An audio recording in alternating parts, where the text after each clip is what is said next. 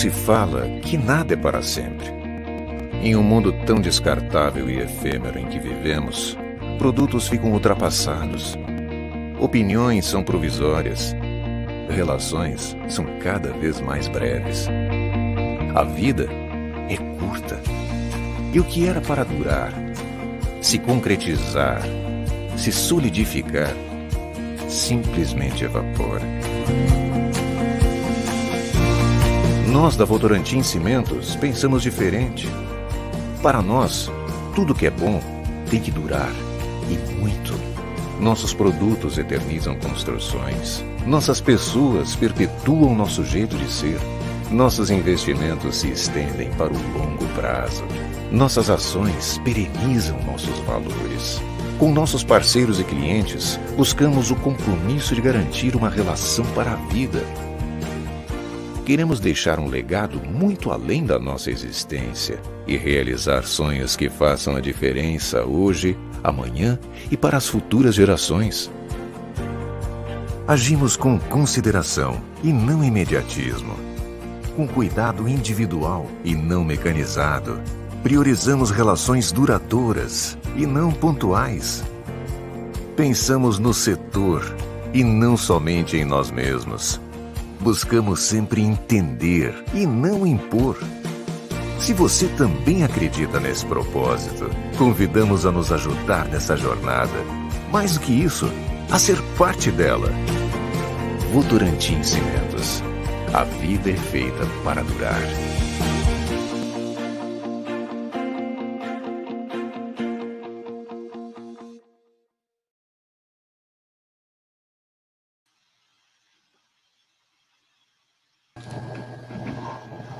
Microfone, Larissa. Desculpa. Bom, boa noite, pessoal. Estamos mais uma vez aqui no nosso canal Mapa da Obra, com a nossa Live Tech, dessa vez com o tema Concretos Especiais. E tenho certeza que será muito proveitosa. Para brilhantar nosso início de noite, vou apresentar as feras do concreto. Está conosco esta noite o maior especialista em concreto do país. Podemos dizer que já virou uma lenda do concreto. Muito obrigada pela presença, Paulo Helene. Junto a ele, nessa nossa bancada virtual, está o Marcos Coimbra e o Luiz Brito. Vou falar um pouquinho dos currículos dele, que será um pouco breve para darmos início ao nosso papo construtivo. Professor Paulo Helene, ele é doutor, engenheiro civil, professor da USP, consultor de concreto de alto desempenho e é presidente do Alcompat e do Ibracon. Ele também é diretor da PhD em Engenharia. Marcos Coimbra, engenheiro civil, tem pós-graduação pela USP, especialista em materiais e componentes da construção e é gerente técnico da Nacional na Votorantim Cimentos. Luiz Brito, para finalizar, estar conosco, doutor, engenheiro civil e consultor especialista em concreto na área de pesquisa e desenvolvimento da Diretoria Global de Sustentabilidade, Relações Institucionais, Desenvolvimento de Produto e Engenharia da Votorantim Cimentos. Sejam bem-vindos. Boa noite, Larissa. Obrigado. Boa noite, Larissa, Marcos, Paulo. Prazer estar aqui com todo mundo. Boa noite a todos vocês. Larissa, obrigado pelas palavras aí um pouco exageradas. É para mim uma satisfação muito grande, uma honra ter essa oportunidade de estar participando com vocês nesse canal, né? Um canal já muito reconhecido e de grande penetração no meio técnico. Muito obrigado. Isso, e aí, puxando aí o que o professor Paulo Helene comentou, não deixem de se inscrever no nosso canal. Ele é muito útil, de grande valia, tem muita coisa, muita informação técnica. Estamos aqui toda terça e quinta, e outros dias também, com várias informações e lives para vocês. Então, vamos embora falar de concreto. E para falar de concretos especiais, vamos comentar sobre a alta resistência e falar um pouquinho sobre alguns casos práticos que o professor Paulo Helene presenciou. Então, vamos lá. Na obra da Torre Norte do Senu, em São Paulo, você conseguiu retirar um pilar de cada dois, devido ao uso do HPC. E como conseguir bater o recorde mundial do HSC no E-Tower no Brasil em 2002, e conseguir acrescentar 16 vagas de garagem. Puxa, você está lembrando de um caso aí de 25 anos atrás, quando a gente estava começando uma questão, 23 anos, 1997, a gente estava no mundo todo, estava tendo início os concretos de alta resistência. Os concretos de alta resistência foi uma iniciativa de um grupo canadense, liderado pelo Einstein, e aí isso se difundiu no mundo no final da década de 80, começo da década de 90. E em 95, 97, nós tivemos oportunidade de fazer aqui em São Paulo uma obra cujos investidores eram o Centro das Nações Unidas, o Centro Empresarial das Nações Unidas, um grupo americano. E eles construíram, então, a Torre Norte e a Torre Sul e a Torre Oeste e a Torre Leste. São 3 torres ali na Marginal, na realidade, esses edifícios ao lado do conjunto da Globo. E foi interessante porque, nessa época, o mundo tem um marco que aconteceu em 97, em Kuala Lumpur. Em Kuala Lumpur estava sendo construído o que é chamado Petronas Tower, porque é do grupo petroleiro da Malásia. Então, eles fizeram 2 torres em concreto, armado, que superaram todas as torres de estrutura metálica até então existentes no mundo. Foi um marco, assim, um divisor de águas nessa data de 1997. Eles lá batendo o recorde mundial de altura, com um concreto de 60 megapascal, em corpos de prova cilindros e um pouco mais em corpos de prova cúbico, que às vezes eles dão a referência em corpo de prova cúbico, porque é sempre mais alta. E nós aqui no Brasil conseguimos, nessa obra desse investidor americano, ter a felicidade de ter um projetista de estruturas, que é o professor Mário Franco, infelizmente já falecido, mas de mente muito aberta, que aceitou pensar nos pilares do concreto da obra dele, da estrutura, que eram de 25 megapascal, passar para 50. E ao fazermos isso, nós conseguimos passar o vão, a distância de um pilar para outro na fachada, de 3,5 metros para 7.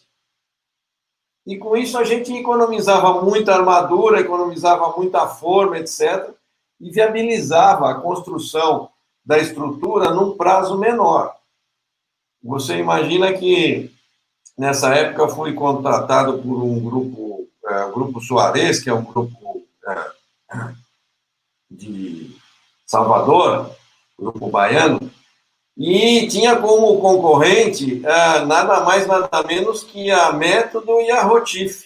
Eram três empresas concorrendo para fazer a mesma estrutura. E nós ganhamos porque oferecemos a possibilidade de fazer em concreto de alta resistência. O Mário Sérgio topou, conseguiu reduzir isso e a gente conseguiu fazer uma estrutura de 38 lajes, 180 metros de altura, num recorde de 13 meses. Na verdade, foram 12 meses e 3 semanas, né, dentro do prazo previsto que era a necessidade, interesse dos investidores. Foi muito interessante, foi um marco, a gente bateu o recorde também de bombeamento em altura, 180 metros, recorde brasileiro, né, não recorde internacional, recorde brasileiro de concretagem em altura. E que foi justamente concretar o pavimento do L-ponto no topo do prédio, né? No topo do prédio foi concretado um pavimento do L-ponto, uma laje espessa, de 50 centímetros de espessura, muito, muito significativo essa obra para a época. A gente abriu aí, eu entendo que a gente deu início a uma nova era, como estava acontecendo no mundo, só que lá na Malásia eles estavam a estrutura de concreto por primeira vez, e aí não parou mais, né? Passou às estruturas metálicas. Hoje, todos os edifícios altos no mundo, que eram em metal, eram em aço, hoje são preponderantemente em concreto ou em estrutura mista de concreto e de aço. Quer para eu continuar? Você quer que eu fale também do E-Tower? Eu tenho... É isso que eu ia falar, professor. Eu podia falar também do E-Tower, aproveitar. O E-Tower também foi um case muito interessante, né? Muito bonito, a gente trabalhou junto lá, né? E foi uma grande mudança também no modelo brasileiro, que até então, ainda na época o FCK médio era em torno de 25 megapascal, a gente fez o E-Tower, com aquela dimensão toda. Comenta um pouco do E-Tower, acho que nossos ouvintes vão gostar. O E-Tower também foi uma obra interessante, porque era do 2002, nós estamos no começo já desse milênio. E o dono da obra era a construtora Tecno. E a construtora Tecno tinha um problema, porque foi projetado a parte de arquitetura com os pilares distanciados de 5 metros. Quer dizer, o partido arquitetônico, na garagem e subsolo, os pilares estavam numa distância de 5 em 5 metros, porque é um edifício muito alto, tem muitas cargas, precisava ter muitos pilares. E o Ricardo França, que é o projetista da estrutura, brilhante colega, ele projetou as estruturas com 40 megapascal. E com 40 megapascal não cabiam entre 2 pilares, a dimensão do pilar ficou 90 por 70, e ele não cabia 90 por 1 metro, perdão, 90 por 1 metro de seção transversal, e não cabia no espaço de 5 metros, o que sobrava livre não dava para estacionar 2 carros. Eu precisava de ter livre pelo menos 4,30 metros, e estava com 4,10 metros. Aí me consultaram a Engemix, a ABS, que nós fizemos uma reunião, foi uma turma grande com o calculista, o Jorge Batiloni, da construtora Tecno, para discutir como que a gente ia resolver. E o que me perguntaram, e a questão foi, você faz um concreto de 80 megapascal? Porque, né, Brito, como você bem disse, né, naquela época ainda existiam muitos mitos, né? Eu vou até contar um desses relativo a eles. Aí a gente disse que fazia, se montou toda a equipe, né, isso participou na época a Engemix, e junto conosco, e a Tecno, e a gente conseguiu fazer um concreto até a mais do que 80 megapascal, porque, na realidade, a intenção nossa foi demonstrar que era possível fazer um concreto de até 100, 110 megapascal aqui em São Paulo, numa central urbana, num caminhão betoneira normal, de eixo inclinado, não tem nada de central misturadora, central dosadora, essas discussões todas que tem. Foi uma central dosadora tradicional, urbana, bem equipada, evidentemente, com controles, exigiu, como sempre, precisão na execução do concreto. Mas se conseguiu fazer um concreto, Brito, naquela época, você me ajuda, de 125 megapascal de média e 112, da ordem de 112, 110 de FCK. Olha só, FCK estimado. Precisava 80, mas muito acima. É verdade, mas a intenção foi demonstrar que era possível fazer um caminhão rodando no trânsito de São Paulo, né? Um caminhão tradicional, a gente fazer um concreto. Eu acho que esse feito aí faz parte da história do concreto no Brasil, e aí fico muito contente de que o grupo, né, Votorantim, a Engemix também estejamos juntos nesse feito, nessa vitória. Foi um desafio muito interessante, né, doutor Paulo? A gente conseguiu porque a gente tem muito parceiro, né? A gente, não só a PHD com a Engemix, mas também a Tecno, o York comprou bastante essa ideia, né? O próprio França, a gente tinha vários fornecedores. Não foi um concreto fácil, mas ele saiu com uma média altíssima e com desvio padrão muito baixa, mostrando a capacidade que a gente tinha de produzir bons concretos com pouca variação. Claro, não era um concreto simples, teve muito controle, como o professor Paulo falou, mas era possível e hoje ainda é possível até atingir valores um pouco maiores, graças à melhoria de todos os insumos que a gente tem na cadeia, né? É verdade.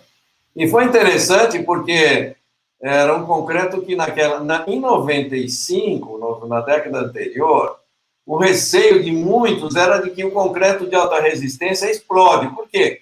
Eles achavam que explode sob carga. Porque no laboratório, quando nós começamos a ensaiar, os laboratoristas, começou a ensaiar concreto de alta resistência, o corpo de prova explodia.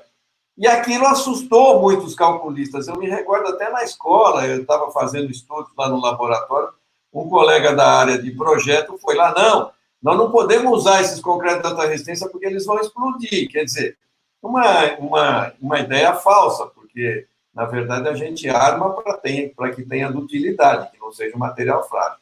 E em 2002, o risco era outro, já tinha sossegado essa questão de explodir com carga, e vai explodir com incêndio. E aí a gente até moldou o corpo, 3 pilares extras para ensaiar, depois foram ensaiados no IPT, submetido a 3 horas de incêndio padrão, não aconteceu absolutamente nada, quer dizer, demonstrando que não só é seguro contra incêndio, é seguro do ponto de vista da durabilidade, da resistência do material. Foi 2 marcos, assim, muito importantes. E eu acho, viu, Brito, que até hoje esse feito nosso, não o FCK 80, porque já existe obras com FCK 90, com FCK 100, mas com FC médio de 25 e FCK estimado de 110 é das maiores do mundo, viu? Sem dúvida, das maiores do mundo, registradas. Um ponto interessante, né? Escutando você, Paulo, o professor Paulo Helene falar, o Brito, né? Que são aí pessoas que já estão há muitos anos acompanhando o concreto.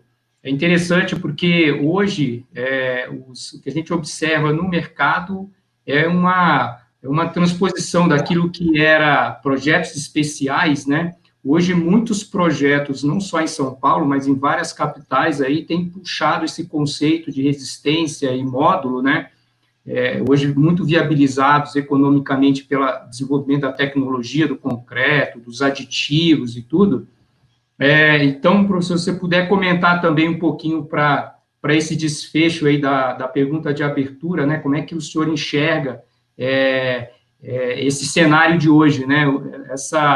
Essa, acho que, grande flexibilidade que tem por parte dos projetistas, dos consultores e das construtoras em trabalhar com esses concretos aí de alta resistência e alto módulo. A engenharia civil, por sua natureza, ela tem uma certa inércia, né? Ela é um navio grande que a gente precisa manobrar ele com cuidado e com segurança, porque a responsabilidade de uma construtora, de um engenheiro civil, de um projetista, de um consultor, enfim, das empresas do setor são muito grandes, são responsabilidades com patrimônio, responsabilidade com vidas humanas e tudo mais. Até com a autoestima de um país a gente mexe, a engenharia civil mexe. Então, é fundamental de que as coisas aconteçam e que elas sejam divulgadas, e que elas sejam discutidas em fóruns técnicos, em congressos, para trazer tranquilidade, segurança para o setor evoluir. E é como você está dizendo, veja, nós estamos falando de 25 anos atrás, que começou esse processo, e nós hoje vemos quase que no dia a dia. Hoje é comum FCK 60, 70, 80, 50, 45, coisa que há 20 anos, 15 anos atrás não era comum. Então, Marcos, você tem razão. Felizmente, hoje já se verifica a vantagem. E é uma vantagem não só do ponto de vista econômico, de comportamento mecânico, mas também do ponto de vista de sustentabilidade, que certamente a gente pode conversar em outro momento. Isso, e aí, já pegando o gancho da sustentabilidade, tem o nosso ouvinte, né, que está participando aí da nossa live, e aí eu já quero complementar também, que fiquem à vontade para colocar suas perguntas, pessoal, que a gente vai fazer o possível e tentar buscar a maioria delas, ou todas, para que nossos palestrantes aí respondam.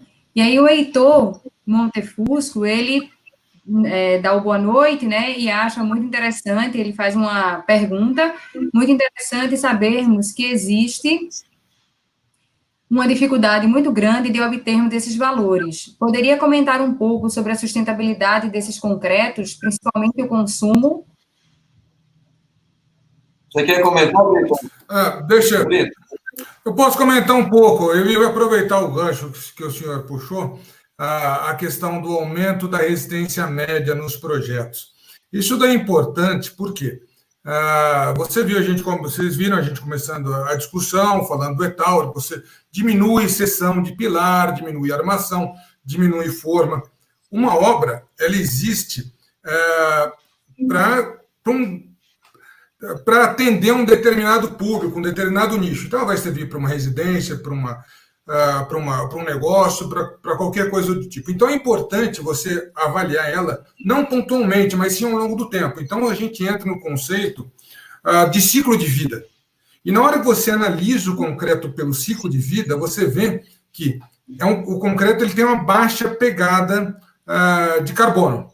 A pegada ambiental do concreto não chega a ser alta, comparando com o ciclo de vida. E quanto mais você aumenta a resistência média desse concreto, menor vai ser a pegada, porque você vai diminuir a quantidade de insumo que vai ser necessário, você vai construir mais área com menos material.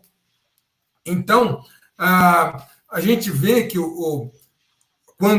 que a sustentabilidade está muito ligada a esses fatores. Quando você faz um concreto de baixa resistência, de baixa durabilidade, você tem uma sustentabilidade muito pior, uma pegada de carbono, uma pegada de água muito maior do que você tem quando você faz um concreto de um desempenho melhor, com mais resistência, com mais módulo. E a gente trabalha muito em cima de melhorar nossos concretos, né, nossos produtos. E para isso a gente não fala só unicamente do concreto. Para você fazer um bom concreto, você tem que ter um bom cimento, você tem que ter bons agregados. A gente trabalha intensamente nos nossos agregados para produzir agregados que produzam concretos de alto módulo e alto desempenho, para você poder entregar para construtor um concreto com uma pegada ambiental muito baixo. Tanto que a gente é a única concreteira no Brasil que tem as EPDs declaradas nos sites internacionais. Pegando um pouco aí também, Brito, esse tema de sustentabilidade hoje, aí falando um pouquinho até do que tem acontecido no mercado, né? Você já encontra concretos com impacto razoáveis aí na questão da durabilidade, né, da vida útil. Hoje, por exemplo, nós aqui na Votorantim, né, na Engemix, temos trabalhado aí com alguns tipos de concreto bem direcionado para isso, tá? E com uma aceitação do mercado e uma procura bastante grande, e isso partindo não só das construtoras, através aí dos selos Aqua, LEED, mas também dos projetistas, tá? Então, assim, o ponto principal que a gente recebe, né, como demanda aí dos clientes, é que a vida útil, ela está 100% associado aí, bastante associada à questão da porosidade do concreto, a permeabilidade e as fissuras, né, que são comuns, fazem parte aí da vida do concreto, né. Então, se você consegue, de alguma forma, trabalhar os traços, trabalhar linhas de produto, né, linhas de concreto que atuam nesses fatores aí, sem dúvida nenhuma, você consegue ter concretos de alta durabilidade, né? E como, né? Como que você trabalha isso? Como que a gente tem trabalhado isso hoje? Para a questão da porosidade, a gente tem trabalhado muito a questão da granulometria, né? Ou seja, reduzir aí o índice de vazios do concreto. Então, hoje, a tecnologia permite que você trabalhe essa questão aí da distribuição granulométrica, você consegue hoje ter fornecedores de boa qualidade, né, de alta qualidade com relação aos agregados fornecidos. A questão da baixa permeabilidade é muito importante, e a gente acaba entendendo um pouquinho, aí, pegando a fala do professor Paulo, né, e sua, quando você compara um concreto aí de prateleira, vamos chamar um concreto tradicional de 30, FCK 30, e você começa a trabalhar um pouquinho a relação água-cimento, que você já melhora em questão de permeabilidade, né? É absurdo. E aí, quando você vai na linha da fissuração, aí é onde eu acho que entra um pouquinho das novas tecnologias, né? O uso dos cristalizantes, né? Que atuam aí com a presença de água, eles reagem com a presença de água e com hidróxido e vão formando aí o CSH e vão autocicatrizando aí essas fissuras, impedindo aí a penetração de água no concreto. Então, a hora que você junta esses 3 fatores aí de baixa porosidade, baixa permeabilidade e autocicatrização, que já são concretos que estão aí no mercado, o impacto positivo em durabilidade é grande, né?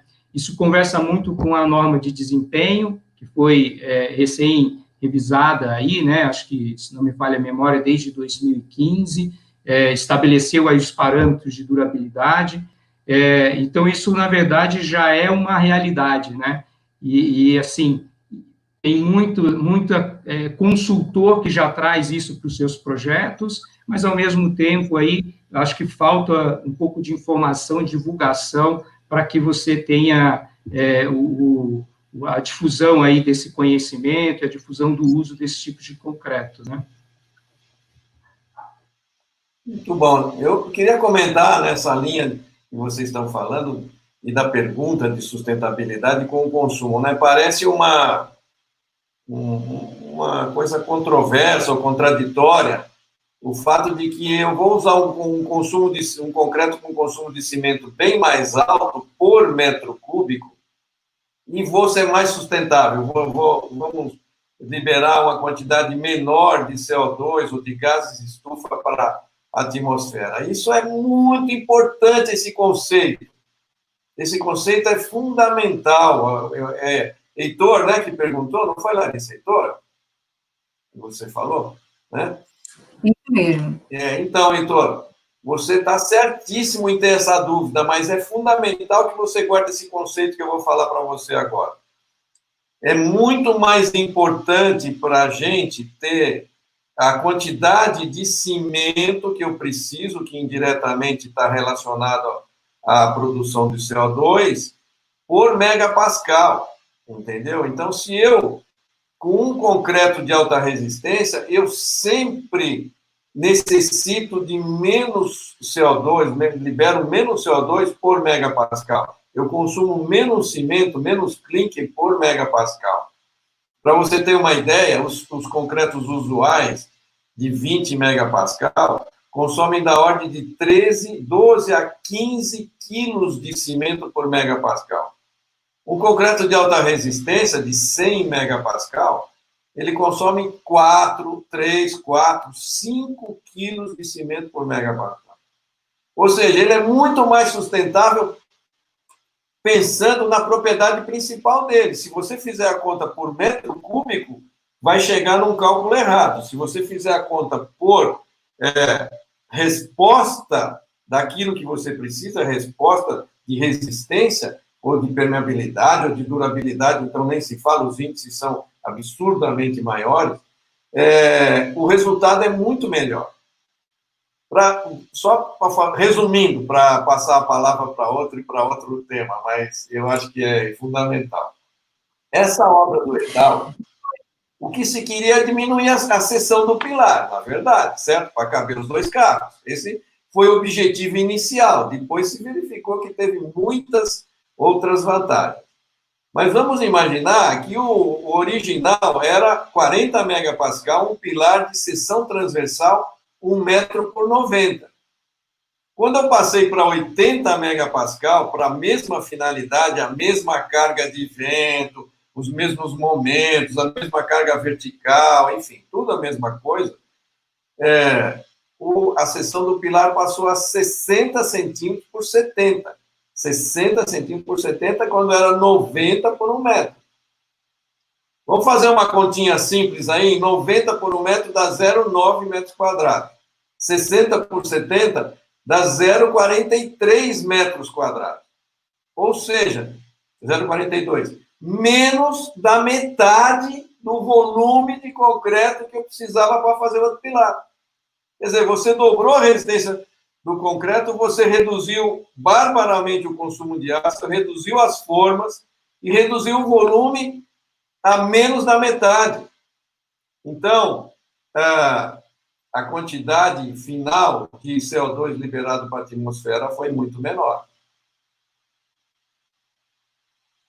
Larissa. Isso aí, professor. E a gente sabe que para fazer concreto especial, fazer HPC, HSC, tem muita tecnologia envolvida, né?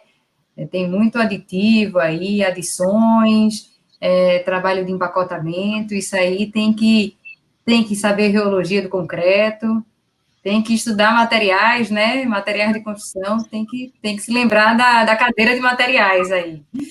Mas aí vamos... O congresso do Embracon. Isso aí, é verdade, também. Então, aproveitando, então, o que poderia destacar, né, das principais tecnologias que poderiam mudar os concretos especiais nos próximos anos? Brito, poderia falar um pouquinho para a gente? Posso sim, Larissa. Não é novidade se eu falar que o concreto é o segundo material mais utilizado na construção civil em número absoluto. Ele é a base da construção civil e certamente é o material mais amplamente utilizado em toda a humanidade por causa do seu baixo custo de produção, da sua versatilidade, da sua aplicação rápida e da familiaridade de todo mundo, de toda a indústria da construção civil com esse material. Hoje em dia, são produzidos mais ou menos cerca de 25 bilhões de toneladas de concreto ao ano. E a tendência é que se use cada vez mais e de uma maneira mais lógica, melhor. Então, a tendência é que o concreto ele consiga ser aplicado de forma mais rápida, mais veloz, ser desformado mais rápido. Então, tecnologias que falam de concretos autoadensáveis, concretos com alta resistência inicial, são tecnologias que cada vez mais vão ser importantes no futuro.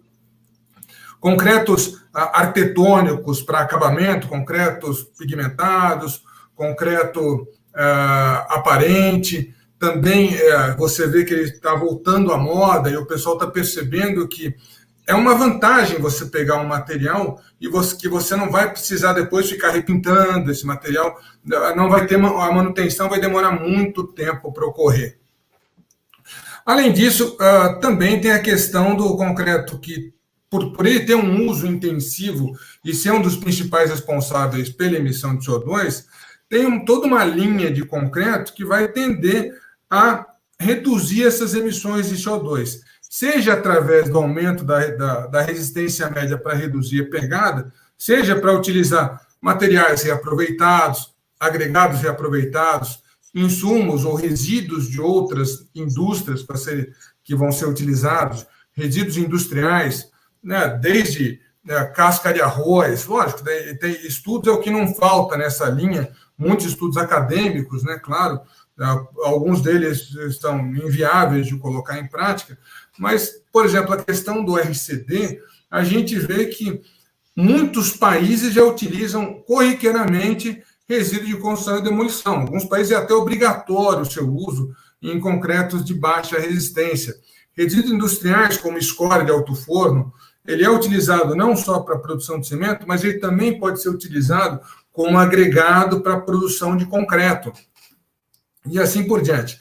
Então, de forma resumida, são concretos que vão dar alta produtividade, que vão dar facilidade de produção para os construtores, concretos vão dar opções diferentes de acabamento para arquitetos e cada vez mais com menos impacto ambiental, concretos cada vez mais sustentáveis nessa linha.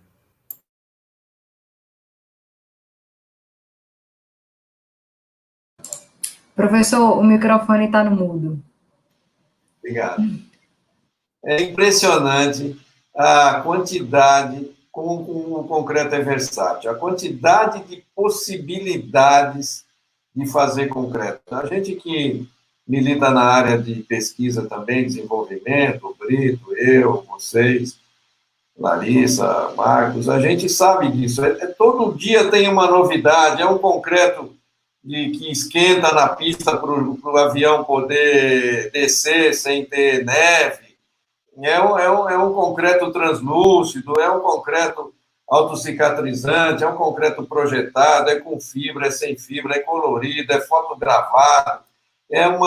Realmente é um campo muito fértil de desenvolvimento da construção civil, tendo como base fundamental o concreto, mas o resultado final melhor.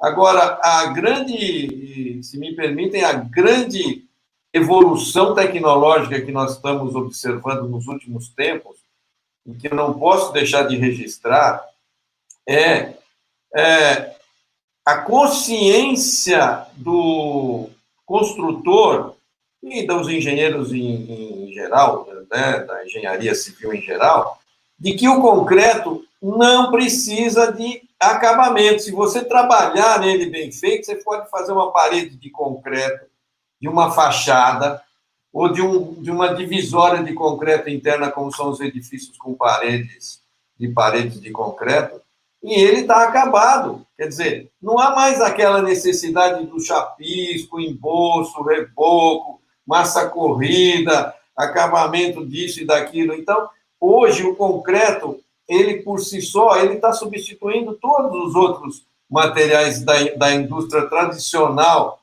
da construção civil, e com isso a gente aumentando barbaramente a produtividade. Quer dizer, se eu fizer bem feito, eu não preciso mexer mais nele. Ele é o produto final. Ele tem características de resistência, ele é bruto para aguentar os trancos da natureza, mas ele também é suficientemente delicado para você se orgulhar. E eu já tive a oportunidade de estar atendendo a gente muito rica que queria ter, que se orgulhava de ter uma parede da sala dela em concreto aparente, né? Isso daí é fundamental. A gente consegue, com um bom cuidado e com tecnologia, usar o concreto tanto para fazer a estrutura em si, como também conseguir o acabamento final. E com isso a gente ganha em produtividade. Larissa.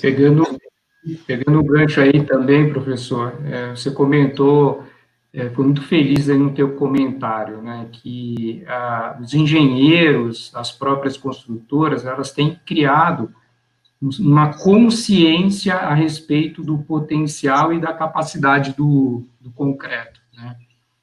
E hoje a tecnologia, acho que o desenvolvimento dos aditivos, o desenvolvimento da tecnologia do concreto tem propiciado e dado uma flexibilidade muito grande no desenvolvimento de traços, vou chamar de customização, né, mas para atender diferentes situações colocadas pela necessidade da obra ou do cliente, né. Então, não é incomum a gente receber, por parte dos clientes aí da Votorantim, concretos com características acumuladas, né? Ou seja, um autoadensável, mas que ele venha com uma característica ali de cristalizante embutida, né? Para trazer uma certa impermeabilidade, que ele tenha uma resistência, um módulo mais elevado, pigmentado, né? Isso nós percebemos no dia a dia esse retorno aí, né? Acho que já foi muito intenso no passado e agora retorna, mas com muito mais possibilidades, né, e muito mais flexibilidade.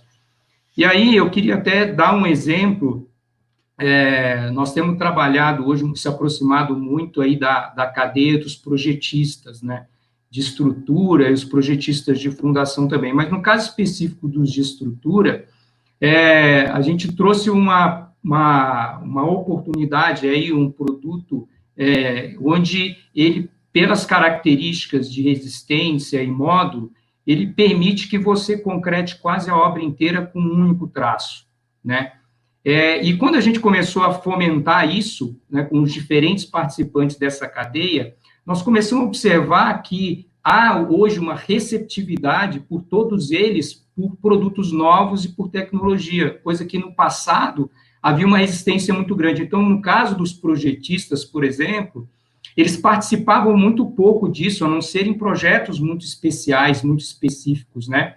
Porque a construtora, ela trazia ali até o limite do tempo de uso do concreto para discutir as possibilidades, né? Olha, eu tenho um projeto com os traços tal, o que você tem de diferente? Hoje não, eles trazem junto o projetista, então abriu a possibilidade das construtoras se apropriarem dos benefícios desses concretos especiais, né? O senhor colocou lá atrás que a redução das seções dos pilares, né? Redução de taxa de armadura, do volume de concreto, aumento de vão, né? A liberdade do calculista em trazer, hoje, pelas características dos prédios mais altos, vãos maiores.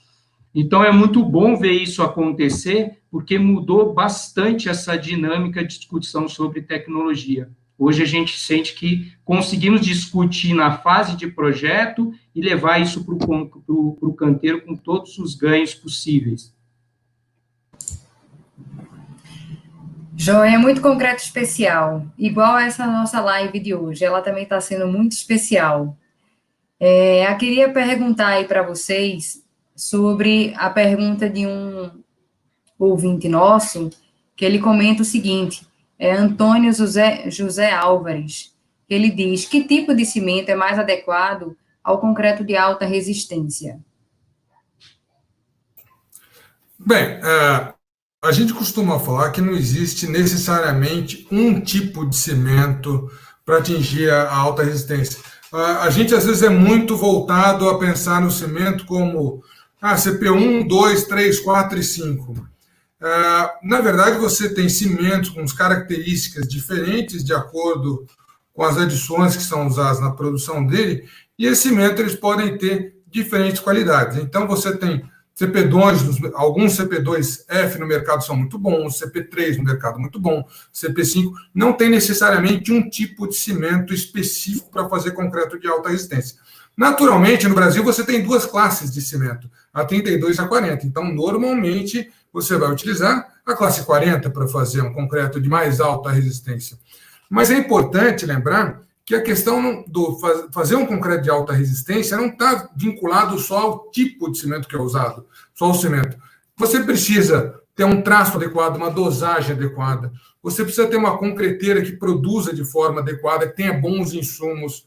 Você pode usar adições, e adições elas vão responder para uma parcela significativa.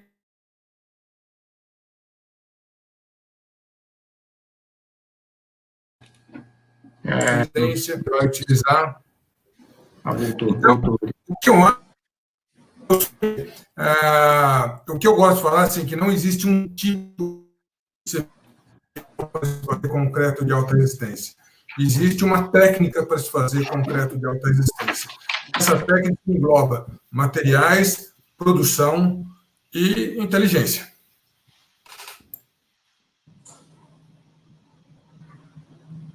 Professor Paulo Helene e Coimbra querem comentar alguma coisa sobre a pergunta do nosso ouvinte? Completando aí a visão do Brito, é exatamente isso. Existe uma diferença entre o que a gente chama de comportamento mecânico, que é isso que você está perguntando, que com relação à resistência, que praticamente um CP340 e um CP240 é a mesma coisa, um CP440 é a mesma coisa em termos de resistência final. O que vai variar é o comportamento deles do ponto de vista da comportamento de durabilidade. Então, a durabilidade, as questões relacionadas à reação, à reatividade com o meio ambiente, isso é que vai determinar que há uma escolha deste ou daquele cimento que seja mais recomendável a determinadas situações de exposição. Mas, mecanicamente, vamos chamar assim, né, do ponto de vista da resistência, eles praticamente são equivalentes. Quem manda na resistência é a relação água-cimento. Eu queria até comentar, né, professor, a gente teve recentemente aí algumas algumas discussões positivas nesse sentido, né? Assim, acaba que algumas normas brasileiras limitam muito a tecnologia do concreto associada principalmente ao consumo, né? Não tão necessariamente ao tipo, mas ao consumo de cimento, né? E hoje você consegue resultados fantásticos, já foi comentado aí que os concretos de altíssima resistência têm um consumo menor, bem menor, né, de cimento, o MPa, e o que traz a resistência é exatamente o conjunto da ópera, como comentado pelo Brito, né, trabalhar ali o empacotamento de partículas e tudo. Então, hoje, a tecnologia, ela já está aí disponível e viável para ser aplicada no dia a dia, né, e eu acho que a gente tem, assim, no Brasil, principalmente, um mercado muito dos extremos, né? Tem muita concreteira com baixíssimo grau de tecnológico, mas tem concreteiras aí com excelentes possibilidades, e nós embarcamos hoje dentro do Brasil as maiores referências em concreto, né? Então, se a gente juntar os lados certos aí, dá para fazer muita coisa em conjunto, né?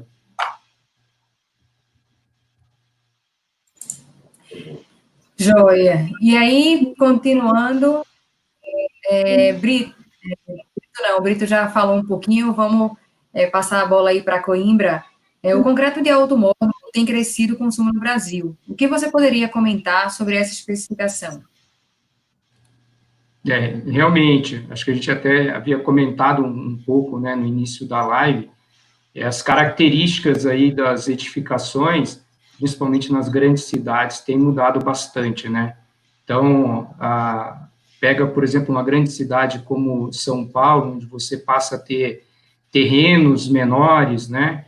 E prédios cada vez mais altos, vãos maiores. Isso muda bastante aí a característica do projeto estrutural, né?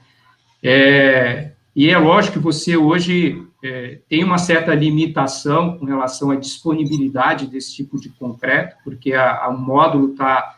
A principal característica de módulo vem do agregado, né? E aí não são em todas as regiões que você tem os agregados mais adequados aí para produzir concretos de alto módulo, né?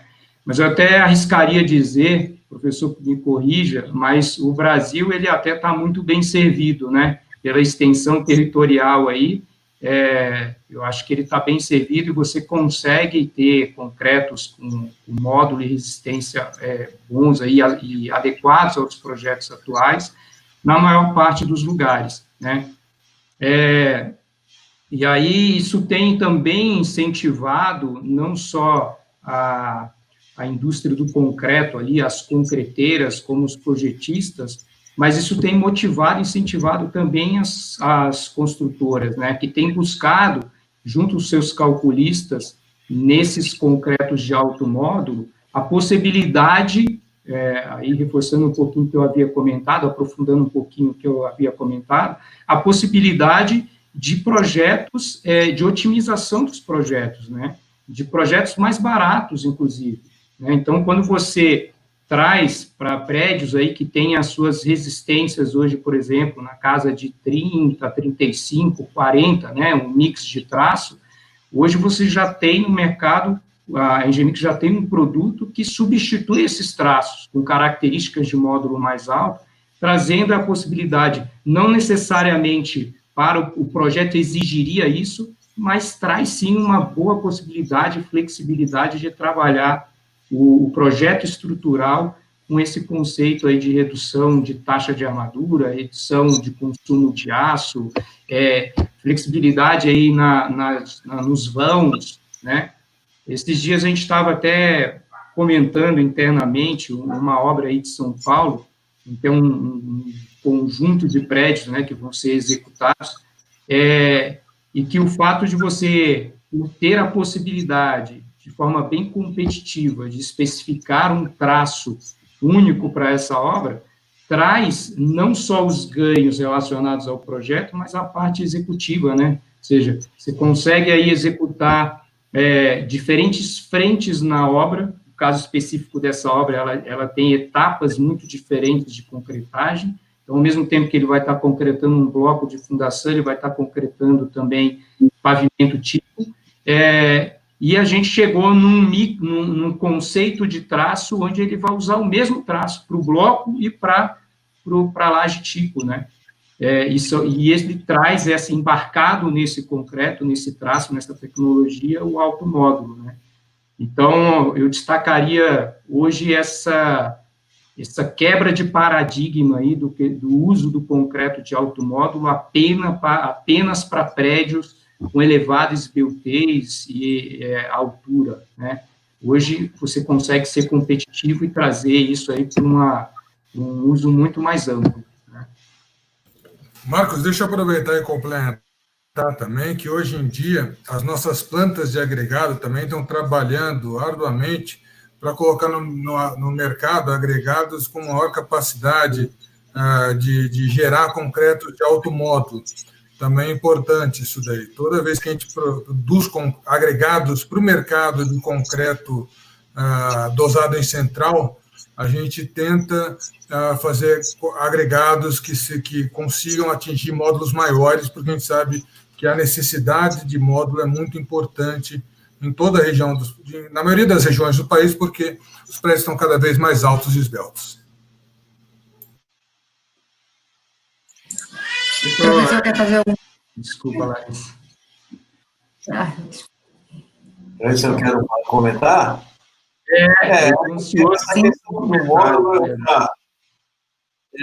talvez, o Marcos falou que o Brasil e tal, a gente tem, viu, Marcos? A gente tem locais do Brasil onde os agregados não ajudam nos módulos elevados, né? Então, aí, vamos dizer assim, as condições naturais, elas não ajudam. Aí, o que tem que acontecer? Justamente o que você falou, aí tem que ter tecnologia. Vamos empacotar, vamos colocar adição, vamos fazer um estudo de dosagem mais detalhado, quer dizer, eu digo assim, aprendi isso na vida, que tudo tem um preço, né? Tudo tem um preço. Você precisa pagar aquele preço se você quer evoluir. Se você quer evoluir, você vai exigir de você um pouco mais de empenho, vamos dizer assim, escolher os parceiros corretos, fazer os estudos que são necessários, esse preço que parece grande, ele, na verdade, o resultado final é justamente o contrário, é uma vantagem. Então, eu costumo dizer isso, porque, apesar que o Marcos disse, o Brasil é continental, os materiais, mas nós temos regiões que os agregados naturais são reativos, outros que eles têm baixo modo de elasticidade, e aí é que entra o desafio da engenharia, aí é que está a turma do Brito e da gente, da Larissa, né, para poder contornar essas diferenças regionais que elas existem, mas que até elas são agradáveis, elas representam um desafio para a nossa profissão, um desafio gostoso. É verdade, professor. E dando continuidade a algumas perguntas aí do chat, a Luciana Lins, ela coloca, né, professor Paulo Helene, sempre brilhante nas suas explicações. Aproveitando o momento, queria saber sua opinião com relação aos concretos especiais aditivados com cristalizantes. E aí ela complementa também que tem percebido que em concretos com cristalizantes a absorção diminui, no entanto, a altura capilar aumenta. Isso prejudicaria a durabilidade em função de facilitar a corrosão da armadura? Luciana, muito obrigado pelas suas palavras, querida. Muito obrigado. Não é fato aí que você está... O seu receio tem fundamento, mas não é fato. A absorção capilar, se você tiver um concreto com alcalinidade adequada, não importa se ele está saturado ou se ele está seco. Entende? Vamos ver se eu consigo explicar isso melhor. O que passiva a armadura é a alcalinidade elevada. Então, é ter uma quantidade suficiente de hidróxido de cálcio, eventualmente até alguns outros álcalis, mas principalmente de hidróxido de cálcio. Isso, normalmente, em todos os cimentos que são oferecidos no mercado nacional, a gente usando aquelas quantidades mínimas lá, de 220, 250, 300 quilos, 400 por metro cúbico, a gente tem suficiente quantidade de hidróxido de cálcio para passivar. Então, a absorção capilar, que seria a penetração da umidade através dos poros, ela, até o contrário, ela vai impedir que o oxigênio entre e, sem oxigênio, a armadura não corrói. De maneira que é sempre bom. O cristalizante, o resultado é sempre bom. O que estaria errado, eu diria, não é errado, é que às vezes as pessoas não têm conceito. O cristalizante é mais importante, no meu entender, muito mais, para obras onde você está em presença de umidade, entendeu? Se você tiver presença de umidade, ele funciona bem, no caso de tamponar os poros, de recuperar uma fissura. Mas se você usar numa estrutura lá no 19º andar, numa laje, num pilar interno que está sempre seco, aí ele não está ajudando em nada, porque eu não tenho umidade suficiente para regenerar, para ele trabalhar e regenerar vamos dizer assim, a microestrutura do concreto, tá bom? Mas, normalmente, para o que a gente usa, lajes sob pressão, né, que você usa normalmente para reservatórios de água, estações de tratamento de esgoto, estações de tratamento de água, galerias de esgoto, quer dizer, tudo isso que está em contato com água, ele é excelente e o resultado é positivo. Não coloca em risco a corrosão da armadura. Tá bom?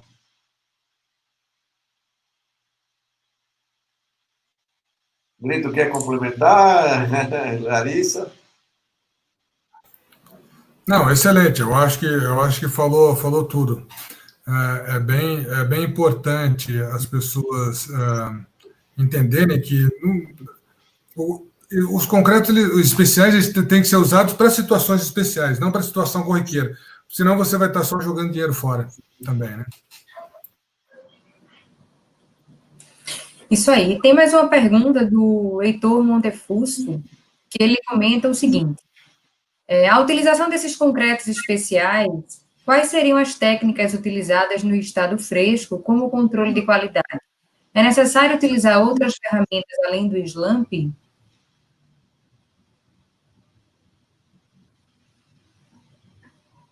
Não quero ficar falando só eu, gente, querida. Fala.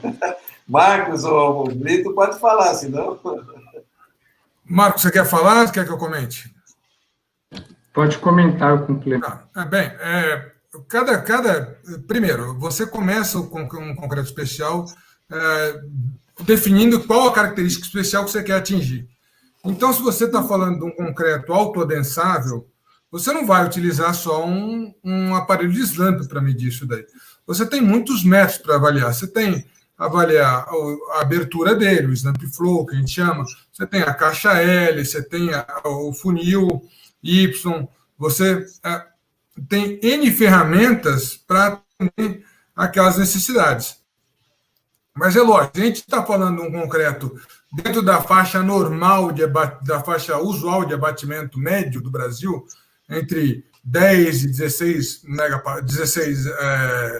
centímetros de abatimento, o slump serve muito bem, mas depende da necessidade. Se você tem um concreto, um CCR, um concreto que você vai usar em barragem que ele é muito seco, não adianta você tentar utilizar slump. Assim como não vai adiantar você utilizar slump para medir concretos muito fluidos.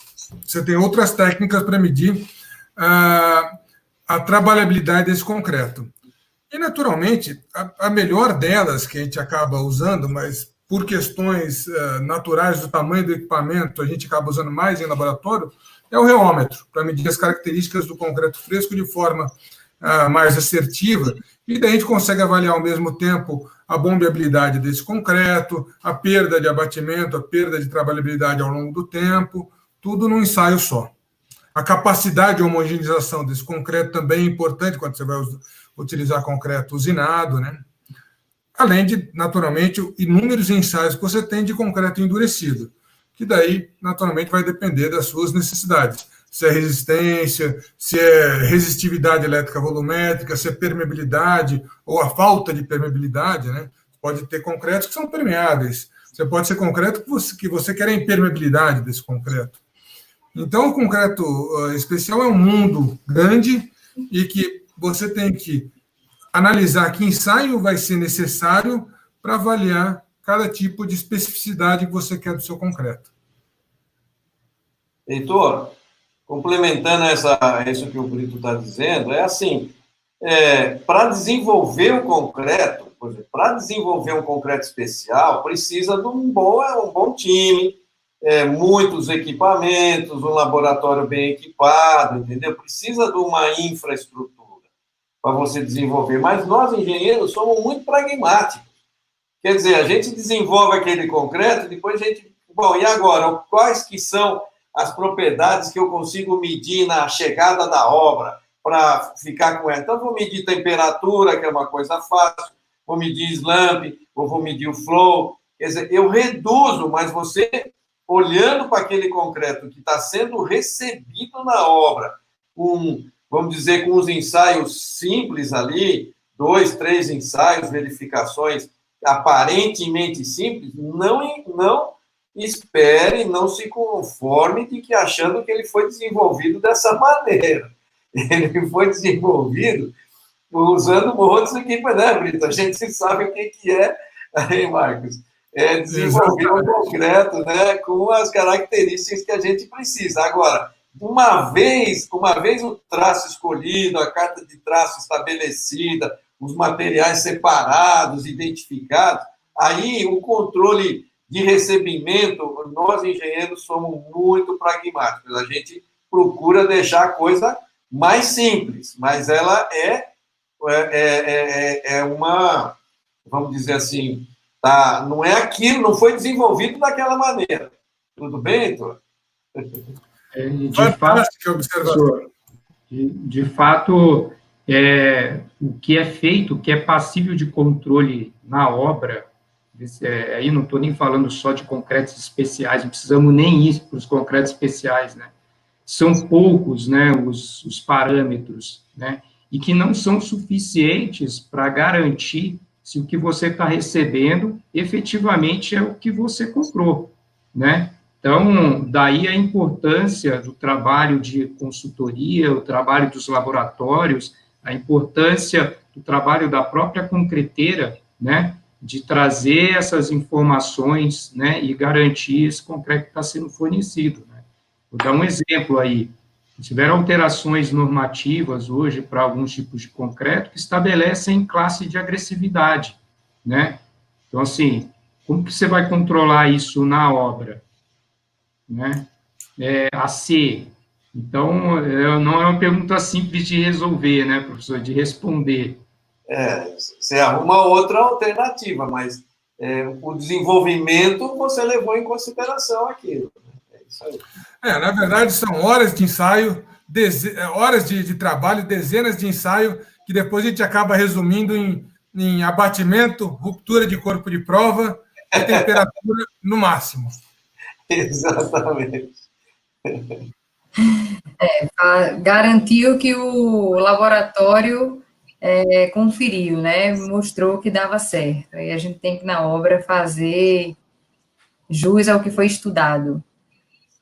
E aí, só para complementar, a gente continuar falando um pouquinho desse tema, o Francisco Berningen coloca o seguinte: como elaborar traços de concreto com maior tempo em aberto para o cliente, visto que a norma fala que o concreto vence com 150 minutos? Bem, deixa eu responder essa daí eu tenho até um caso bem interessante. Na verdade, a norma, ela limita esse tempo, mas ela também deixa claro que um acordo entre o construtor e a concreteira pode aumentar esse tempo. Por quê? Porque se a concreteira souber que você tem essa necessidade, a concreteira consegue trabalhar com aditivos, às vezes até com gelo também para ajudar um pouco, para você transportar o concreto em distâncias maiores. Eu lembro de um caso que a gente transportou um concreto para fazer uma fundação de uma peça muito especial, mais de 500 quilômetros. Então, foram 8 horas de viagem de caminhão betoneira para poder colocar esse concreto, porque era uma fundação da própria Engemix na época, né? E as concreteiras locais tinham um receio que a gente estava montando uma central lá e ninguém queria fornecer um concreto para a gente. Então, a gente simplesmente andou 500 quilômetros com um caminhão carregado, 8 horas de viagem, chegamos lá, fizemos a fundação dos nossos silos e conseguimos aplicar muito bem. Já teve casos também que a gente, concretos para piso acabado, que o pessoal ele tem muita resistência na questão do tempo de pega, você precisa de uma precisão muito grande, a gente dosou o concreto e produziu esse concreto de forma que a gente aplicava esse concreto num dia e o consultor dava o acabamento no dia seguinte. Por quê? Porque era um hospital e a gente tinha um limite de tempo de trabalho. Então, para você fazer panos de concretagem maior, a gente optou por um dia descarrega, no outro dá acabamento. No outro dia, descarrega de novo, no seguinte dá acabamento. Para você ganhar produtividade na obra, e foi um sucesso. Não teve problema nenhum. Então, é possível fazer isso daí. Hoje em dia, tem tecnologia para fazer isso daí. Mas, claro, passa tudo por algumas horas de estudo de laboratório, de teste, que depois você vai resumir naqueles poucos ensaios. Protótipos, né? Fazer os protótipos. É necessário. Sim, quantas obras a gente já fez protótipos gigantescos para ver tamanho em escala real para estudar? Não foram poucas. Não foram poucas. Isso aí. E Arthur Medeiros, ele fala lá no chat: querido Paulo Helene, que prazer ter você por aqui, junto com outros feras do mundo do concreto. Quando você acredita que veremos concretos com FCK maior que 200 MPa, sendo comumente comercializados no Brasil? Nossa! Vamos de cristal aqui para te responder isso aí. Não, eu não saberia dizer, mas vamos esclarecer algumas coisas. O concreto, como nós conhecemos, né? O que eu digo concreto como nós conhecemos? É esse concreto com areia, com pedra, brita, cimento, um pouco de adição, eventualmente alguma fibra. Esse é o concreto que nós conhecemos usual. Esse concreto tem uma limitação aí, que é a limitação da resistência dos agregados da natureza. Um guinásio, um basalto, um granito, um calcário, menos ainda. A resistência está limitada aí a 100, 120, 150, 160 megapascal. Eu consigo fazer em laboratório alguns concretos com um pouco mais de 160, 180. Acima disso, você está falando de 200, já não é propriamente o concreto nosso tradicional, né?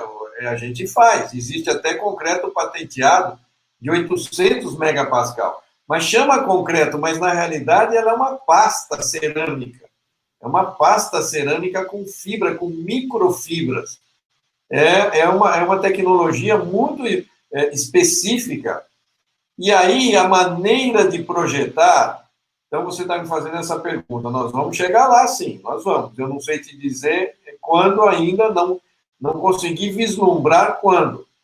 Mas nós vamos chegar a projetar estruturas em concreto, com esse chamado concreto, que é o que já existe alguns exemplos no mundo, como se fosse aço. São tubos, são perfis tipo I, tipo H, né? Você trabalha com um material em espessuras pequenas e usa a geometria dele para conseguir a inércia, conseguir o comportamento mecânico que a gente precisa. A gente não vai mais ter um pilar de concreto, como eu disse, de 60 por 70 ou de 90 por 1 metro, preenchido de concreto. Ele vai ser uma casca, né, externa, uma casquinha, digamos, de 1 centímetro, 2 centímetros e um miolo vazio, entendeu? Ou então você faz um tipo H, como se fosse um perfil metálico, um tipo H, ou um tubo, vai ser um cilindro, que é uma estrutura tubular. Então, nós chegaremos lá, mas aí a gente tem que mudar a maneira de projetar, os arquitetos têm que entrar nessa, os calculistas, os TQS da vida. É uma maneira nova de projetar. Quando eu passo de 200 megapascal, eu tenho que mudar a maneira de projetar e de construir. São estruturas leves e muito resistentes.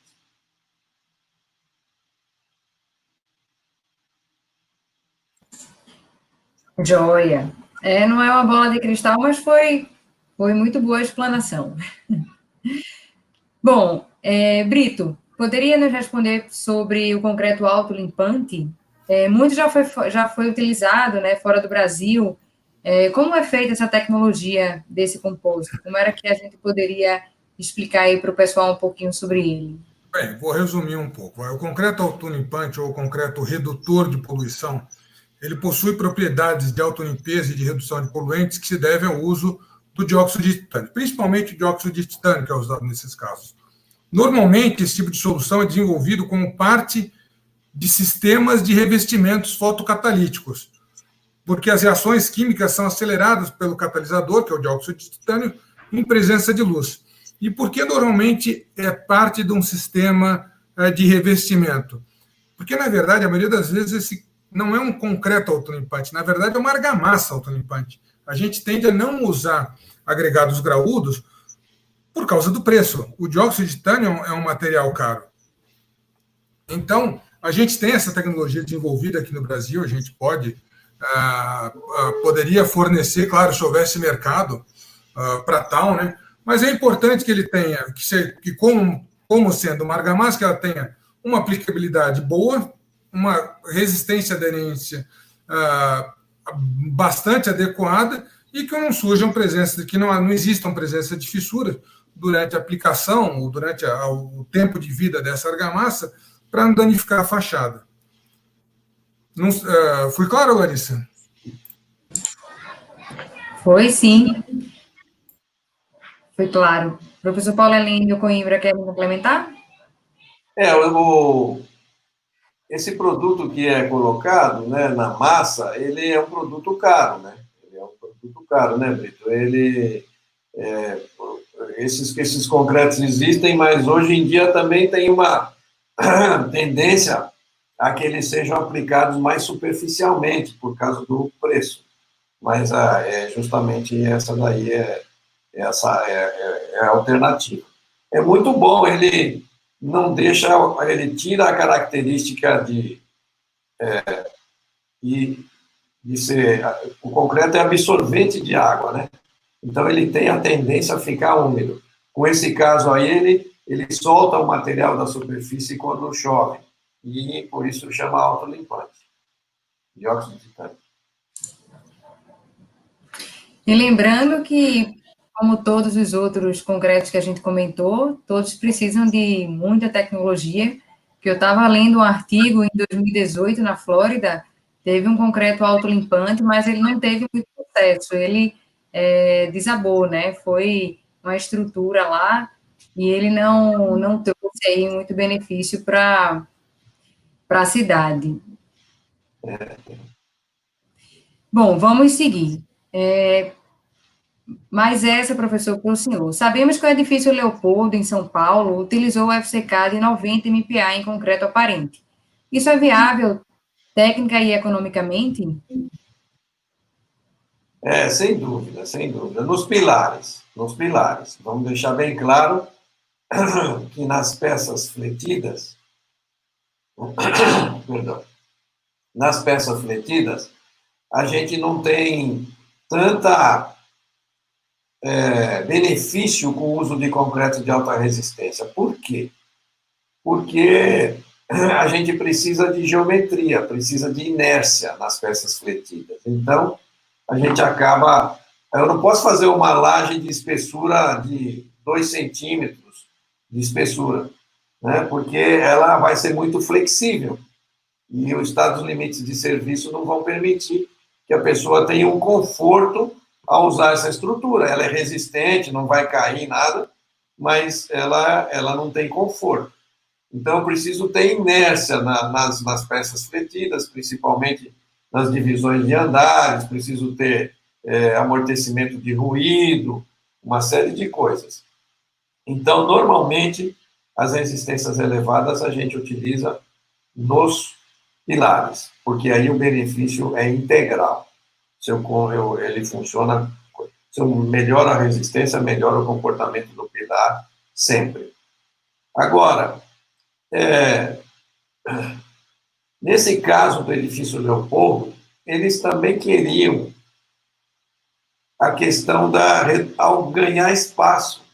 Hoje é muito importante você ganhar espaço nas áreas internas das habitações, nas garagens, né? Você ter peças mais esbeltas. E com isso se conseguiu, nesse edifício, se conseguiu também ter um concreto aparente de fachada acabada com uma durabilidade muito alta. Então, se eu utilizo um concreto de 50, 60, 80, 90 megapascal, num concreto de fachada, ele é praticamente eterno, né? Ele vai ter se a gente cuidar de todos os aspectos, de evitar microfissuração, fazer a cura adequada, o adensamento, enfim, todas as coisas que já se comentou aqui, pagar o preço, né? Pagar o preço. Eu quero esse concreto que vai durar 500 anos, 2.000 anos, mas ele tem um preço, e aí você vai ter que ser mais rigoroso nas suas atividades, a forma é mais estanque, a limpeza da forma, uma série de coisas, a cura, etc. Ótimo. Então, se eu pago esse preço e faço, eu vou ter um resultado que eu fico feliz. Foi o caso dessa obra aqui em São Paulo, onde a obra também era esbelta, e o módulo da cidade, né, Brito? O módulo também foi importante, né? Ele foi importante porque quando a gente tem estruturas esbeltas, não é só o problema de módulo para flecha, né? A primeira ideia que vem na cabeça da gente, o módulo da cidade está relacionado com a flecha. É verdade. Quanto mais baixo o módulo, mais a barriga da laje, da viga, digamos, a flecha da viga. Mas, em estruturas esbeltas, eu preciso de rigidez, e eu consigo rigidez com materiais mais rígidos, ou seja, menos deformáveis. É por isso que a gente quer concretos de módulos mais elevados. E isso foi conseguido aqui em São Paulo, e é um pouco do que o Marcos tem dito aí, né, hoje aqui conosco, e o Brito, né? Quer dizer, as tecnologias estão aí, precisa usá-las bem, usá-las com responsabilidade, digamos assim, fazendo o uso correto das tecnologias complementares. Não é que é a mesma coisa, grosseiramente, vocês me desculpem fazer essa analogia, mas não adianta eu pegar uma Ferrari ou uma Fórmula 1 e dar para qualquer um de nós. Eu me considero um bom motorista, mas se eu for entrar numa Ferrari ou numa Fórmula 1, eu não vou aproveitar tudo que ela pode me dar, com certeza, né? Então, é bem isso daí. Não adianta a gente ter um material muito bom se quem vai fazer o uso dele não teve um treinamento, um respeito, um entendimento daquele potencial que ele tem nas mãos. Isso é muito importante. Só complementando rapidinho, professor, esse é um ponto, acho que, de uma certa forma, um impeditivo, acho que para um avanço mais rápido dos concretos especiais no Brasil, né? Esse entendimento de que ele tem muito mais para oferecer quando o projeto é concebido com esse concreto, né? Do que quando você vai já para uma obra em andamento e tenta implementar. Na concepção, você não só traz todos os ganhos, né, e aí, sem entrar no detalhe de quais são, mas você também leva isso para dentro do canteiro com muito mais eficiência e muito mais planejamento, né? Então, cansei de ver já essas decisões de última hora para esses concretos, ditos especiais, né, mas sem um planejamento prévio. Então, o resultado do concreto foi muito positivo, mas os ganhos, entre aspas, aí, associados a ele não foram vistos, né? É bem isso aí. A gente precisa ter um time. E eu tive essa felicidade de ter o Mário Franco na obra lá do Senu, que eu falei com vocês, o Ricardo França nessa obra da E-Tower, e o Ávila agora na obra do Leopoldo, porque não é qualquer calculista, precisa ser um calculista que tenha segurança, conhecimento, que ele se sinta confortável, que ele se sinta numa equipe, que ele se sinta confortável para projetar, né? É aquilo que eu falei, a inércia na nossa atividade de engenharia é grande, o navio é grande, e a gente não faz uma manobra rápida, a gente tem que fazer uma mudança lenta e segura, isso que é fundamental. Então, formar um time bacana, e aí ficar tranquilo de que vai conseguir daquela maneira. Precisa ter essa, digamos, ousadia, né? Uma ousadia controlada, não é? Eu sempre faço uma separação entre aquilo que a gente poderia chamar de temeridade. Tem certos colegas que cometem temeridade, quer dizer, colocam em risco a estrutura. Agora, outros são ousados, mas ousados no bom sentido. Fazem a evolução, participam da evolução da engenharia, da história do concreto, da história da evolução da engenharia, de uma maneira segura, e essa maneira segura nunca é individual, viu, gente? Nunca é individual, é sempre em equipe. A gente precisa ter uma boa concreteira, precisa ter um bom calculista, uma boa construtora, um consultor, o pessoal do aditivo, é um time que se reúne para fazer e conseguir um resultado bom. Ah, mas e sozinho? Sozinho você vai conseguir um resultado que é 30%, 40% daquele que você podia ter se você fizesse da maneira correta, com uma equipe correta. Talvez, né? Estou fazendo uma...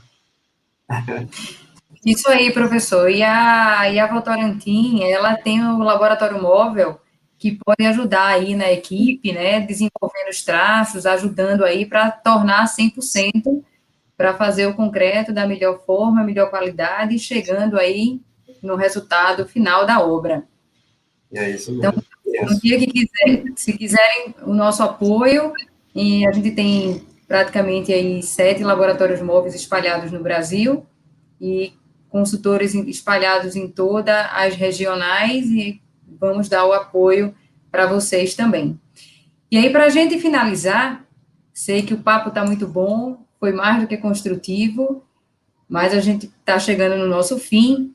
E aí tem uma pergunta também do nosso ouvinte lá no chat, de Ayrton, que ele fala: pessoal, já temos hoje alguma obra com concreto translúcido? Poderiam complementar? Eu não conheço nenhuma obra aplicada com concreto translúcido. Eu conheço, tem muitos estudos, tem pessoal do Rio Grande do Sul estudou bastante isso daí, o pessoal do Ceará também, o pessoal da UNB também, tem vários pequenos protótipos, mas obra mesmo, eu não conheço nenhuma aplicação do concreto translúcido. Só lembrando, aquele concreto translúcido é um concreto que é produzido de uma maneira um pouco diferente do concreto usual, e dentro da composição dele vai fibra óptica que permite a passagem da luz. Então, normalmente, as fibras ópticas são colocadas em feixes, e daí você concreta esses pequenos blocos de concreto, e depois coa em água, 2 ou 3 dias em água, para você ter um produto que fica um bloco de concreto translúcido. Às vezes você pode fazer peça grande também e dar um trabalho. A dificuldade toda desse concreto é a questão do custo também. O metro cúbico desse concreto, para você produzir ele, vai virar em torno de uns R$5.000 por metro cúbico. Comparado com o metro cúbico padrão, do concreto padrão, que vira em torno de 300, 350, é uma diferença significativa.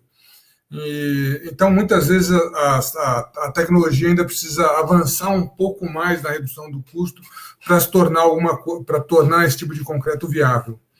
Então, eu acho que ainda vai demorar um tempinho para a gente ter obras em escala no Brasil com concreto translúcido.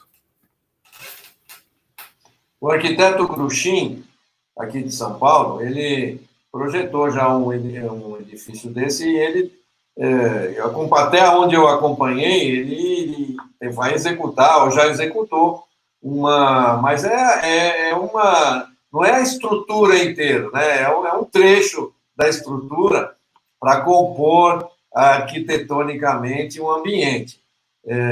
Não é como o Brito disse, não é uma coisa generalizada. Mas é muito interessante o concreto em termos de iluminação natural, né? Iluminação natural não deixa de ter outras economias. Sim, alguma coisa que para o futuro talvez viabilize, né? Mas hoje em dia ainda está muito caro, ainda o preço é um impeditivo. Mas é interessante, conseguir a luminosidade com a mesma resistência do concreto do usual, né? Então é uma vantagem boa. Exatamente. Joia. E, professor Paulo... Estaremos chegando, né? Desculpe, Larissa. Chegando ao absurdo, né? De que eu tenho um concreto que é estrutural, é a coisa bruta. Ele é o acabamento e também é a iluminação, né? Ou seja, é muito versátil o material que nós temos nas mãos, assim, que eu digo foi uma verdadeira dádiva divina, né? O advento do cimento e do concreto, porque nós conseguimos fazer com um pozinho e água, imagine, um pó e água, o pó da natureza, calcário, argila, barro, né? Um pó e água, fazemos uma rocha em 28 dias, hein, Brito? De 160 megapascal, mais que um granito, mais que um basalto, né? Que levou milhões de anos na natureza para conseguir isso. Então, é um privilégio enorme para nós, engenheiros, ter à disposição esse material. É isso que me encanta. Eu lembro quando era pequeno, e ia no laboratório, meu pai trabalhava com laboratório, né, produzindo concreto, eu ia, ficava vendo ele rodando traço e tal, me encantava essa questão porque parece mágica, né? Você mistura as coisas, de repente o material molha, daí começa a endurecer, e daí você coloca a carga em cima e não rompe, não é uma coisa maravilhosa. Eu acho que isso que encanta muitas das pessoas que vão para essa área, né? Para mim, pelo menos, foi essa a história. Eu achava que você ia para o laboratório e comia as colherinhas de cimento também, viu, cara? Ai, cara. Tem uns que dá vontade, viu? Tem uns que ficam tão bonitos que dá vontade de passar no rosto, comer. Quando a gente termina de fazer um desenvolvimento, tem uns que você fala, cara, vou até tirar uma foto do lado da betoneira aqui. Mas é muito contagiante, né? O concreto, como dizem, ele só perde para a água, né? Então, está aí por onde a gente olhar, ele está presente na nossa vida. E aí, eu queria, professor Paulo Helene, antes da gente fazer o fechamento, que o senhor falasse um pouquinho do Ibracon, como será esse ano, se vai ter, se não vai ser online, agora estamos nesse novo modelo, abraços virtuais, como é que a gente vai participar aí desse novo congresso? Larissa, gente, vocês que estão me ouvindo, queridos amigos, esse ano, na minha hora, que eu estou velhinho, hein? E, olha, foi um desafio, acho que é o ano de maior desafio da minha vida. Eu nunca imaginei, nem vocês, acredito muito em vocês, que a gente ia passar por uma dessa. E eu estou ficando, assim, surpreendido com a capacidade de aceitação, de acomodação, de superação do ser humano. Estou realmente impressionado, porque a gente está conseguindo, mesmo diante de todas essas dificuldades que colocaram na nossa frente, que essa doença colocou de obstáculo, a gente está conseguindo vencer, a gente está aqui nessa live agora, colegas no Brasil inteiro nos ouvindo, trocando perguntas conosco, e o Ibracon vai ser bem nessa linha. A gente está acostumado com aquele congresso maravilhoso, presencial, que todo mundo se abraça, dança, enfim, almoça junto, vive aqueles 3, 4 dias ali intensamente. E nós vamos fazer esse ano, agora em setembro, um congresso virtual. No mesmo estilo do que é uma experiência nova para nós, mas está muito bonito, está muito interessante. Foi contratada uma empresa muito especializada, assim, tipo, que faz programa de televisão também. O trabalho lá da Jéssica, do Rafael, tem sido incrível nessa área. E a gente está conseguindo montar montou já, e eu acredito, vai ser não sei se sucesso ou não, mas vai ser dedicado com muito carinho a todos dos sócios e ao meio técnico, à sociedade um evento virtual. Mas não deixaremos de ter o presencial, viu, Larissa? E no final de março, dia 31 de março, 1, 2 e 3 de abril de 2021. Com aquela esperança de que até lá a gente já tenha uma vacina, já tenha uma cura que seja mais definitiva, porque até agora não tem nada, né, para essa situação, e que a gente possa realmente realizar o evento nessa data. Está tudo encaminhado para realizar nessa data. E agora um evento virtual. O pessoal também que trabalha voluntariamente para o Ibracon é um pessoal fantástico também, se desdobra, muita imaginação. Olha, o apoio da indústria tem sido incondicional. Para vocês terem uma ideia, Larissa, a gente não perdeu nenhum mantenedor, nenhum membro coletivo nesse ano, com todas as dificuldades que a gente está tendo. Ao contrário, 2 que tinham saído, que é a Sangoban, 3, Sangoban, a Supermix, tinham saído em anos anteriores, e a Master Builds voltaram, acabaram de se associar novamente ao Ibracon. Então, muito bacana, a gente está muito satisfeito nesse aspecto. É um mega evento que comove a todos, né? Tanto profissionais, estudantes, e estamos juntos nessa, professor, seja virtual, presencial, estamos juntos. Né, Larissa? Então, querem agradecer? Nós estamos terminando a nossa live. Eu agradeço vocês por estarem aqui comigo nessa noite, participando aí de mais uma live sobre concretos especiais. Teremos a próxima, que será sobre artefatos de cimento.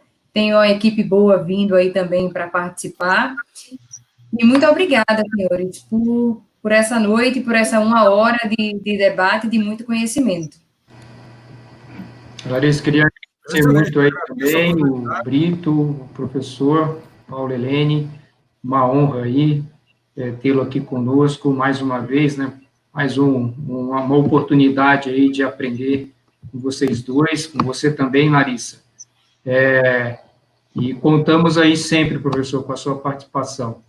Eu que estou sempre aprendendo com vocês, agradeço aí a companhia, a parceria de sempre e acreditarem naquilo que a gente faz. É que somos todos apaixonados pelo mesmo produto final, né? Na verdade é essa. Temos muita coisa em comum, na verdade. Valeu, gente. Boa noite a todos. Muito obrigado. Um abraço e até a próxima terça. Tchau. Tchau. Muito se fala que nada é para sempre. Em um mundo tão descartável e efêmero em que vivemos, produtos ficam ultrapassados. Opiniões são provisórias. Relações são cada vez mais breves. A vida é curta. E o que era para durar, se concretizar, se solidificar, simplesmente evapora. Nós da Votorantim Cimentos pensamos diferente. Para nós, tudo que é bom tem que durar, e muito. Nossos produtos eternizam construções. Nossas pessoas perpetuam nosso jeito de ser. Nossos investimentos se estendem para o longo prazo. Nossas ações perenizam nossos valores. Com nossos parceiros e clientes, buscamos o compromisso de garantir uma relação para a vida. Queremos deixar um legado muito além da nossa existência e realizar sonhos que façam a diferença hoje, amanhã e para as futuras gerações. Agimos com consideração e não imediatismo. Com cuidado individual e não mecanizado. Priorizamos relações duradouras e não pontuais. Pensamos no setor e não somente em nós mesmos. Buscamos sempre entender e não impor. Se você também acredita nesse propósito, convidamos a nos ajudar nessa jornada. Mais do que isso, a ser parte dela. Votorantim Cimentos.